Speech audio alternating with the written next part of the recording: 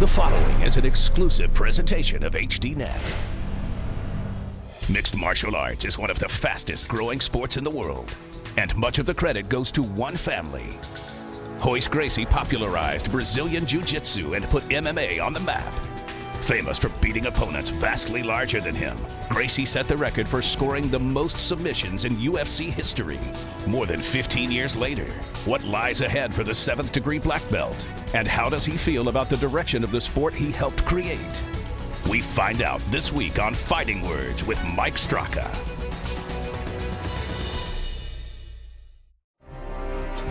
From HDNet, this is Fighting Words with Mike Straka. This week's guest, ROYCE GRACIE. Now your host, Mike Straka. ROYCE GRACIE, welcome to Fighting Words. Thank you. You are a legend. Are you comfortable with people calling you a legend? Sounds like I'm old, man, but I am old. It's all right. Your last fight was a couple years ago. And you haven't fought since then, but you say you're not retired. Are you going to fight again? I'm not retired. It's just lost the itch for a while, but I know where the itch lives. So I just gotta go knock on the door, take the itch out for a date, and explain what's going on, and jump back in the ring. What would be the motivator for you to knock on that door? Shut people up. When they start talking too much trash that the Gracies are this and the Gracies are that and the Gracies are gone, and we'll come back. Motivate the new generation of Gracies by coming in the ring to show them that we are fighters. We are showing to the new generation, because the new generation is kind of like getting too comfortable, so we got to show to them that where we come from, how our name was built. It was built under sweat and blood. And you did a lot of sweating and a lot of bleeding for... Not much bleeding, a lot of sweating. A lot of sweating. Okay, I stand corrected. Bleeding from the other guys, right. Sorry. You were known for beating guys much bigger than you back in the day. Do people come up to you and marvel and say to you, you know, what you inspired my kids, you inspired me to take up martial arts? There's a new generation of fighters that come up to me and it's like, man, I used to watch you when I was a little kid. Thanks a lot. You just call me old. That's awesome. Great. Get out of here now. Go, man. So it's like, no, but it's a good feeling. Yes, we kind of motivate a lot of people. Not just motivate, but we help the show grow. We're part of the history. We're the history. We're not part of the history. We are the history. Was it the Gracie Challenge that created what we know of today as modern mixed martial arts? Gracie Challenge. The Gracie Challenge it was a quest that my father, my uncles, my cousins, my brothers had of trying to find which style of martial arts is the best. It was more of a quest. So we challenged everybody, man. You think your karate is better? Hey, there's only one way to find out. Let's get in the ring and duke it out. Take all the rules out. There's no weight division, there's no gloves, nothing. You think your boxing is better than my Gracie Jiu-Jitsu? Hey, let's get in the ring. So it became a Gracie Challenge. It sounds kind of like arrogant, but it was more of a quest. Remember when Bruce Lee created Jeet Kune Do and people were questioning him and saying that it wasn't good enough, and he challenged people to fight? Do you think if Bruce Lee lived, he might have been part of the UFC?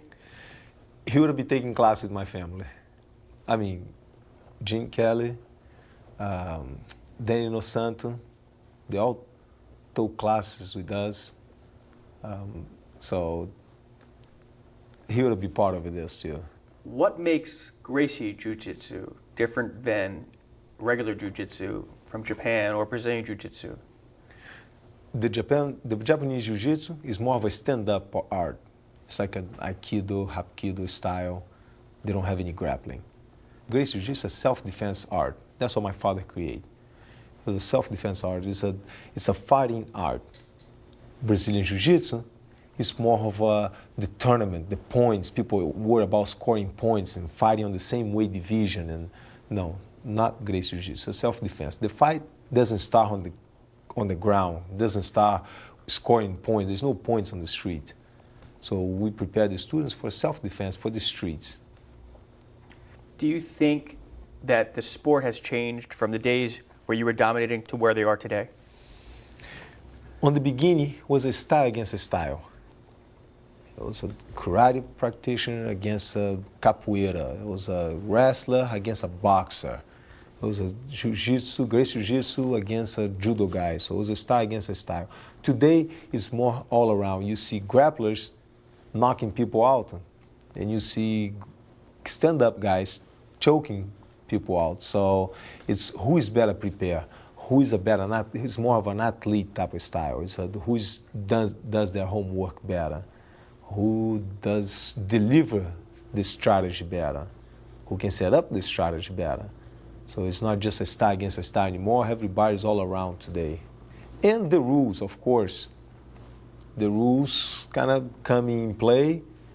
It's you gotta play with the rules too. So everybody plays with the rules. If there's no time limit, no weight division, hey, you gotta know what you're doing.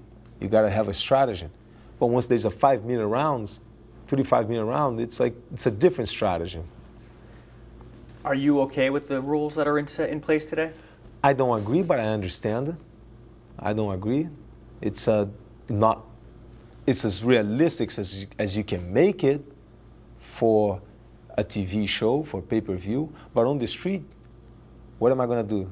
A big guy comes over, pinch my wife's butt, and I'm gonna say, sorry, how much you weigh? Oh, you're 300 pounds, sorry. Honey, you can go with him because he's much bigger than me, I can fight him. No, there's no such a thing. There's no weight division on the streets. There's no rules on the street. So that's what Gracie Jiu-Jitsu is built for. So, but I understand, I don't agree. I understand to make it as a show, the boxing commission to be able to legalize, there's no gloves on the street. So to legalize the whole thing, it's you gotta put some kind of rules. That's as close as you're gonna get. But in your Royce Gracie perfect world of fighting, you would want to see the bare knuckle fighting just as close to the street as possible in the cage. I would go back to the old times, man. No time limits, no weight division, no gloves. It's like, hey, fighting a 6'8", 490 pound. After I beat him, a lot of people came up and said, well, but that's easy because he's so big, so fat, he can't move. Well, do this. Walk to a 6'8", 490 pounds and slap him on the face and you'll see how easy that is. Were you ever afraid? Nope. Not afraid, man. If I was, I wouldn't walk in the ring. I would stay in the locker room.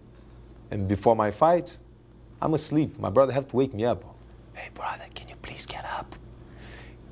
We got a fight to go. They wake me up. They come over and they wake me up. The lights are off. Oof, I'm asleep, man. An hour before the fight, they got to wake me up. Can you please get up and start to warm up, brother? All right, let's go. What do you want me to do? The UFC Fan Expo last year, you were walking around and there were literally hundreds of people following you. Yeah, there was no way to escape that one. I try.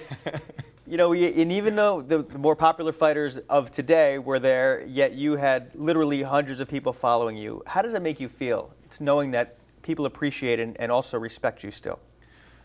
I don't think of that way. How does it make me feel? It's hey, it's good. Gets me in front of the line a lot of times. Sometimes. Speaking of those fighters in the UFC. But I'm just a product of my father's work. I'm just doing what I know. So I'm not doing because I want to be somebody, no. I'm just doing what I know. Happens to be fighting. That's it. Hey. Back in the day, you said that Rickson was a better fighter than you. Why did you say that? Which brother is not better than me? We're oranges from the same bag, man. We're all good. Gracie, man, we're a factory of fighters. Is there feuding sometimes between the different Gracie families? Oh, we're like a normal family. We're a big family, man. We got everything. We're like an average family, but times 100. hundreds. That's the Gracie family. So yeah, things happen inside, but we can talk trash about each other. Don't you dare talk trash about my family, man. I'll jump over this chair. Is it hard being a Gracie? Not you, but let's talk about Hollis Gracie. Basic UFC debut, fails in his debut, but the pressure that kid was under. Is it harder being a Gracie doing mixed martial arts? It is hard. It is hard. I never let the pressure come to me. I never thought it that way. But if you let the pressure get into you, man, yes. If you go in thinking, oh my God, I cannot lose. I gotta go show, I gotta be as good as the past as the Helio Gracie was. I gotta be as good as him. And oh man, if you let that get into you, oof, that bring you down. That can destroy you. What can you say to Hollis right now? Because if other people make their UFC debut and lose, nobody cares. But when Hollis makes his UFC debut and loses, it becomes a story. I love it. The best victories that I had was when I lost. Make me turn around and come back even harder, even stronger. Because now I'm going to know who is my friends. Everybody's your friend when you're on the top. When you lose, you see who's been pointing fingers at you, who's been talking trash. So the ones that I lost, it was almost like shaking the tree and the bad rot apples fall off. Sakuraba, talk about that competition with him. Man, he's a very good fighter, very good, smart, knows how to use strategy. On his days, man, he was the top. He was the top for a while. So he's a tough opponent for anybody. Tougher than Ken Shamrock? Yes. What was it like fighting with Ken? Ken's strong. Ken was strong. Not much of a strategy, but he likes to duke it out, likes to come after you. He's dangerous. He knows how to finish. He knows how to stand up too. But he's the one just comes to roll right over you. Sakuraba is a little more patient, different strategy. He knows how to use strategy better. Ken is tougher, I would say. Sakuraba is a better on strategy. So it makes him even a worse opponent now because he knows how to use strategy. Dana White inducted you and Ken into the UFC Hall of Fame, the first two people to ever go in. And he said that nobody could equal what you guys did, both inside the octagon and outside the octagon. Is it important to you? We were the ambassadors on the beginning, it was a question of, on the beginning, there was no rules, no gloves, no weight division, no time limit. So it was a question of educating the crowd. Today, though, it is a $1 billion company. Would you have done anything differently if you knew what could have been? I wouldn't change a thing, man. Life is good in my world. Love it. What have you been doing these last couple of years? Teaching, traveling the world and teaching. Just don't have a school. Just got students of mine running schools. And just travel all over the world. Taking care of my family, my kids, teaching them how to be professional athletes. Teaching them the art of fighting. That one day, they're gonna have to get in the ring and fight. Okay, when we come back, don't go anywhere. We're gonna talk to Royce about who he thinks the best UFC fighters today are. Be right back. Coming up next on Fighting Words with Mike Straka. What am I gonna do? Cry, oh my God, I didn't expect to win this. You expect what, to lose? No, it's my job, I trained to win. Thank you, I just did my job. That's coming up next on Fighting Words with Mike Straka.